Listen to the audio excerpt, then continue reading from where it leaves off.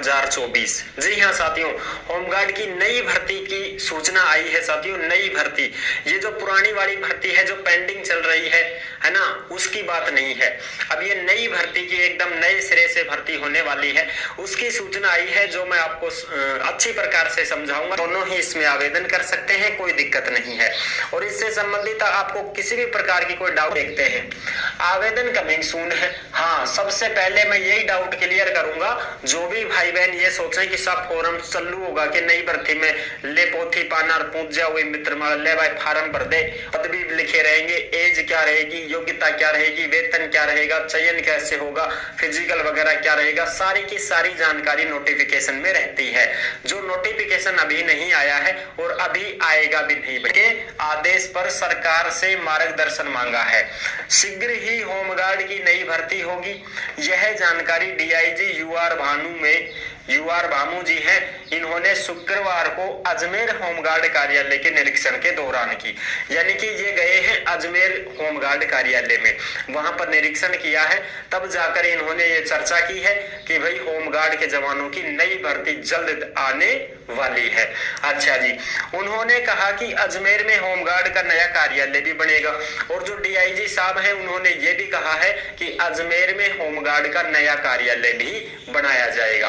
अच्छा साहब, इसके लिए राज्य सरकार से वित्तीय स्वीकृति मांगी गई है। अब राज्य सरकार से वित्तीय स्वीकृति मांगी गई है साथियों, जैसे ही वित्तीय स्वीकृति मिल जाती है तो समझ जाना आपका नोटिफिकेशन भी जल्द ही देखने को मिलेगा। होमगार्ड जवानों को नियमित ड्यूटी के लिए नए कार्यों में तैनात किया जाएगा, यानी कि होमगार्ड के जो जवान हैं उनको नियमित ड्यूटी दी जाएगी, परमानेंट नौकरी दी जाएगी। अब तो क्या होता है कि होमगार्ड के जवानों को कभी कभी बुलाते हैं, जैसे कोई मेला भरया बुला लो साहब, चुनाव आया बुला लो साहब, ड्यूटी चुनाव में लगा दो साहब, कोई परीक्षा सेंटर पर लगा दो साहब। जैसे कोई परीक्षा होती है सरकारी नौकरी के लिए, रीट वगैरह, पुलिस वगैरह, जो भी ये अपने भर्तियां होती है, इनमें परीक्षा होती है, तो होमगार्ड का जवान बुला लेंगे, फिर लगा देंगे ड्यूटी पे। मेला भरेगा बुला लो साहब, लड़ाई दंगा होगा बुला लो साहब, बस ऐसे ही बुलाते हैं, परमानेंट नहीं है। तो अब इसमें यह कहा गया है कि अब जवानों को नियमित ड्यूटी के लिए नए कार्यों में भी तैनात किया जाएगा, जन सुविधा के कार्यों में भी तैनात किया जाएगा। जन सुविधा में जैसे मेले वगैरह हैं, त्योहार हैं, होली, दीपावली और भी कुछ त्योहार है वो आते हैं, उनमें भी आप होमगार्डों को लगाया जाएगा। ये चीजें हैं जन सुविधा के लिए। और भी जैसे भाई कोई ये झंडा उंडा लेके जाते रहते हैं, तो ऐसे इस प्रकार में जैसे मंदिर हैं बड़े बड़े, उनमें जैसे कोई आयोजन होता है किसी काम का, तो फिर वहां पर धार्मिक आयोजनों के समय भी इनको ड्यूटी दी जाएगी।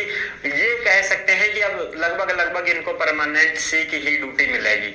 ठीक है साहब, नोटिफिकेशन मैंने बताया दिया अगस्त सितंबर 2024 में देखने को मिलेगा, जिसमें एज की बात रहेगी।